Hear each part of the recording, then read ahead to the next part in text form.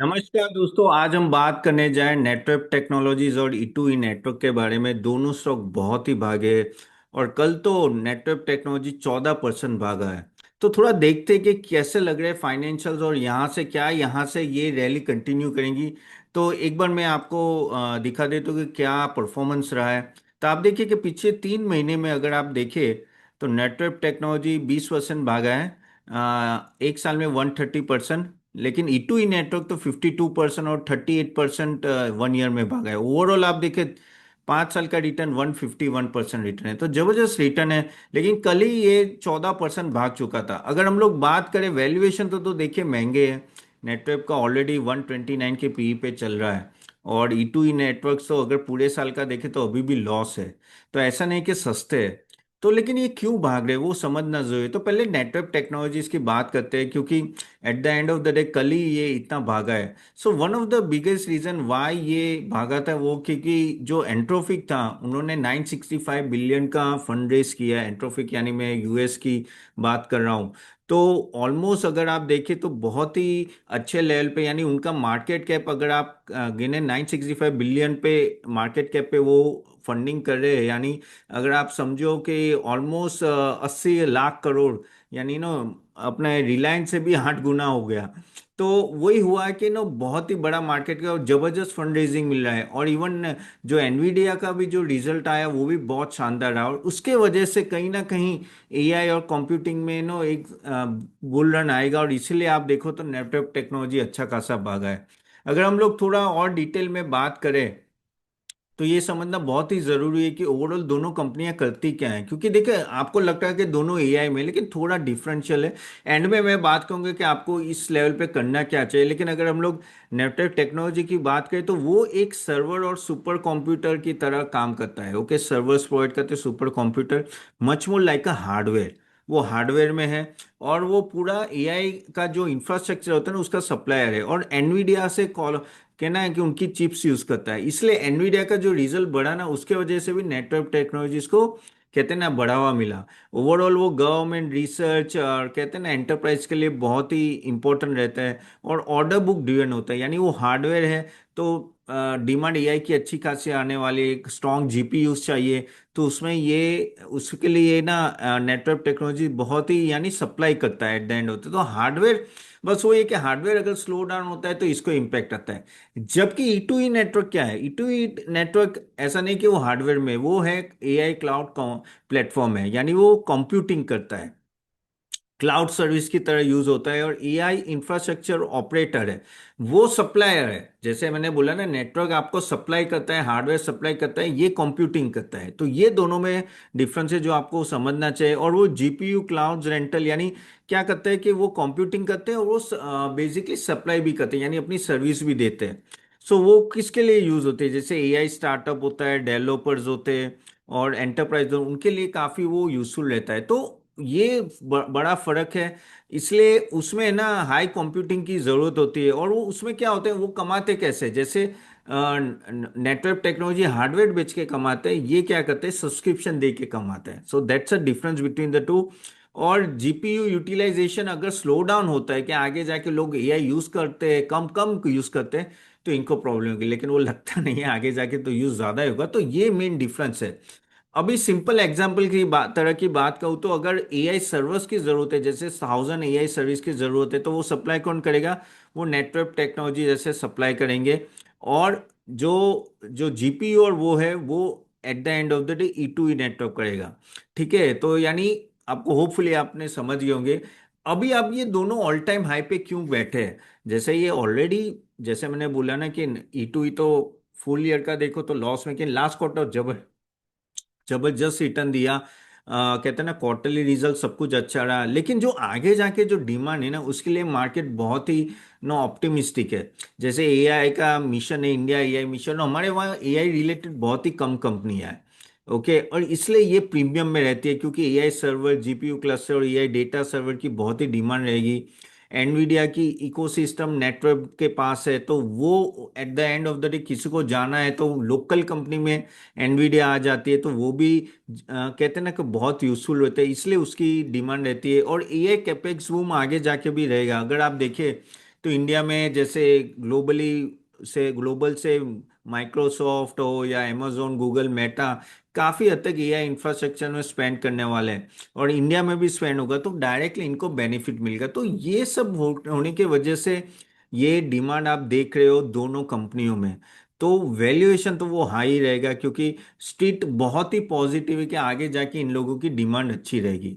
अब बात करते हैं थोड़ा वैल्यूएशन और रिजल्ट पॉइंट ऑफ व्यू से देखें। अगेन यहाँ गाइज एक डिस्क्लेमर है कि यहाँ सिर्फ आपके इन्फॉर्मेशन के लिए, यहाँ कोई रिकमेंडेशन नहीं है।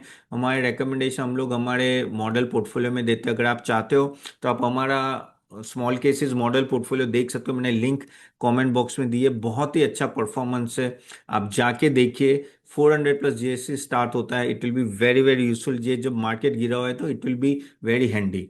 ठीक है, तो अभी हम लोग एक बात करते हैं कि थोड़ा अभी वैल्यूएशन की तरफ जाते हैं, क्योंकि वो बहुत ही इंपॉर्टेंट है कि आपको इस लेवल पे इन्वेस्ट करना चाहिए कि नहीं करना है। तो देखिए, जैसे मैंने बोला, पहले नेटवर्क की बात करते हैं कि मैनेजमेंट काफी पॉजिटिव है। बोल रहे कि 35-40% से ग्रो नेक्स्ट कुछ साल का रहेगा। इवन जो इंफ्रास्ट्रक्चर की जो डिमांड है, एआई इंफ्रास्ट्रक्चर की डिमांड है जो बढ़ रही है, तो उनके लिए फायदा है। सोवेनर एआई ऑर्डर्स बहुत ही मिलते हैं, यानी बड़ी बड़ी कहते हैं ना कि कंपनियों से। और डेटा सेंटर सेंटर की स्पेंडिंग अच्छी होगी तो आपको एनवीडिया की चिप्स चाहिए, प्लस आपको उस तरह के सर्वर्स चाहिए जिसमें कहीं ना कहीं ये योगदान देने वाले हैं। और आगे जाके ऑर्डर एग्जीक्यूशन भी उनका फास्ट होने वाला है। द ओनली थिंग जो आपको समझनी है जो नेगेटिव है कि मार्जिन अभी भी बहुत कम है, 12.5% है, तो थोड़ा कॉम्प्रेस हो गया है। और ओवरऑल वर्किंग कैपिटल भी बहुत इंक्रीज हो जाए, क्योंकि आपको ये जो एआई के सर्वर्स होते हैं, एनवीडिया की चिप्स होती है, वो सस्ती नहीं आती, वो बहुत महंगी आती है। तो इसलिए इनकी बोरोइंग अगर आप देखो तो काफी हद तक बढ़ चुके हैं, इसलिए वर्किंग कैपिटल स्ट्रेच रहता है। गवर्नमेंट ऑर्डर भी काफी आते हैं, लेकिन उसमें डिपेंडेंसी रिस्क रहता है। अगर मैं ऑर्डर बुक की पाइपलाइन देखूं तो 4600 करोड़ के आसपास है, which is a good one. Okay, और आरओसी भी ठीक ठाक है। लेकिन कहीं ना कहीं आपको, जैसे मैंने बोला ना कि सर्वर पे डिपेंडेंसी बहुत है, लेकिन आगे जाके लग रहा है कि वो अच्छा काम, अच्छी डिमांड है। लेकिन जैसे मैंने बोला 129 के पी पे सस्ता नहीं है, तो आपको क्वार्टर टू क्वार्टर आपको उनका क्या प्रॉफिटेबिलिटी राइज और एट द एंड सेल्स का बढ़ रहा है कि नहीं बढ़ रहा है, 40, 30, 50% से, वो हमेशा देखते रहना पड़ेगा। रही बात ई टू ई नेटवर्क की, जैसे मैं बात करूं तो वहां भी क्लाउड कंपाउंडिंग की बहुत ही डिमांड रहेगी। और जो मैनेजमेंट काफी पॉजिटिव के आगे जीपीयू यूटिलाइजेशन काफी बढ़ने वाला है, तो एंटरप्राइज वर्कलोड काफी अच्छा खासा बढ़ेगा, तो उसमें कोई प्रॉब्लम नहीं है। आगे जाके 1-2 साल भी डिमांड अच्छी रहेगी। जैसे इनका जो प्रॉब्लम है कि इनका फाइनेंस कॉस्ट थोड़ा ऑन हायर साइड है, जैसे मैंने बोला कि इन्वेस्टमेंट अच्छा खासा होता है, और प्रॉफिटेबिलिटी अभी भी वॉलेटाइल है, अभी भी प्रॉफिट मेकिंग नहीं हुई है, और कैपेक्स भी काफी बड़ा है। लेकिन मैंने यहाँ, क्योंकि कंपनियां कम हैं और एआई इंफ्रास्ट्रक्चर की जरूरत में ये आएंगे, और एलएनटी का इनके साथ कोलैबोरेशन भी है, तो वो भी उनको फायदा हो रहा है। कंपैरेटिवली मुझे लग रहा है कि यहाँ से भी कह सकते हैं कि आप कह सकते अपसाइड आ सकता है, provided they have that type of funding also, plus वो अपना रेवेन्यू और प्रॉफिटेबिलिटी को एटलीस्ट 40, 30, 40% से बढ़ाते रहे, तो देखेंगे। और eight the end of the day EBITDA margin इनका पॉजिटिव आना चाहिए कहीं ना कहीं। अगर जैसे पॉजिटिव होगा, आप you can see a big jump, पूरे साल की मैं बात कर रहा हूं, तो दोनों के प्रोस्पेक्ट्स अच्छे, उसमें कोई डाउट नहीं है। महंगे रहने वाले। अब करना क्या है, अगर आपके पास है तो गाइस बने रहो, देखो, क्योंकि ये एक थीम है और ये थीम अच्छी चल रही है अभी, और आगे जाके भी थीम चलेगी। तो बने रहो, स्टॉप लॉस रखो, लेकिन स्टॉप लॉस थोड़ा डीप रखो, 25-30% नीचे, और लंबा खींचो, 2-3 साल। अगेन कोई रिकमेंडेशन नहीं है, जस्ट फॉर ए नॉलेज। लेकिन अगर आपके पास हाथ में आ गया है, आई डोंट थिंक कि आपको निकालना चाहिए। आई थिंक अभी भी प्रोस्पेक्ट्स अच्छे। द ओनली थिंग इज ये स्टॉक बहुत ही वोलेटाइल रहेंगे, वो आप थोड़ा देंगे। अभी आप बोलोगे इस लेवल पे लेना चाहिए, तो थोड़ा डीप की राह देख लो गाइस। कोई ना कोई कुछ भी कोई रीजन आता है, ये स्टॉक स्टॉक गिरते हैं, then it will give a chance. But जैसे मैंने बोला, ये वैल्यूएशन थोड़ा हाई है लेने के लिए। चलिए यहां तक रखते हैं गाइस, और आपके कोई क्वेश्चन है तो जरूर डालें, मैं अभी आपके क्वेश्चंस लेता हूं। होप ये वीडियो अच्छा लगा है, तो do like it and share it to everyone, and subscribe करना मत भूलिएगा, और हमारे स्मॉल केस को देखना मत भूलिएगा। चलिए मैं आपके क्वेश्चंस लेता हूं। सो पहला क्वेश्चन लेते हैं राजा स्वामीन।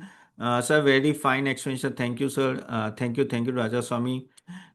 फिर मोहम्मद बोल रहे कि sir I want to apply for ये small case, how to apply. Well, मैंने लिंक दी है कमेंट बॉक्स में, आप ज़रूर जाके देखिएगा। ठीक है। Pankaj Jain, BDL, HBL, green, Alkem, Enviro Infra के रिजल्ट खराब आए सर, क्या करें? आई थिंक थोड़ा होल्ड कर लीजिए, थोड़ा वेट कर लीजिए, क्योंकि एक आध क्वार्टर थोड़ा खराब है। लेकिन देखो BDL का क्या होता है कि क्वार्टर टू क्वार्टर लंपीनेस रहेगा, तो वो इम्पैक्ट आता है। और लेकिन मेरे हिसाब से थोड़ा होल्ड कर लीजिए, वो बेटर रहेगा। ठीक है। सर NTPC ग्रीन मेरे पास 25 शेयर है 112 के, क्या करे? आदित्य मेरा 796, I think NTPC green please hold करके रखो। मेरे हिसाब से आई थिंक ये होल्ड करो, लेकिन ऐड मत करना, क्योंकि अभी भी वैल्यूएशन हाई है, तो थोड़ा वेट कर लेना। बट अभी होल्ड कर सकते हो, करना है तो। लेकिन अगर मुझे सच पूछूं तो अगेन रिकमेंडेशन है कि मुझे NTPC ज़्यादा अच्छा लगा है कंपेयर टू NTPC ग्रीन, क्योंकि NTPC का 89%, NTPC ग्रीन का 89% होल्डिंग NTPC के पास है, इसलिए। ठीक है।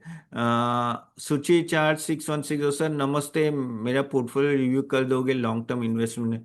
वेल सुची, मैं आपको सुबी 4616, सॉरी सुबी 4610, मैं आपको लिंक दे दूंगा। आप हमारे स्मॉल के, हमारे कस्टमर केयर का नंबर भी, आप जरूर वहाँ कॉल कीजिए, they will provide you the information. चलिए यहाँ तक रखते हैं। So thank you very much for joining guys, hope ये वीडियो अच्छा लगा हो, और नेक्स्ट टाइम मिलते हैं एक अनदर एनालिसिस के साथ। सी यू देन, बाय बाय।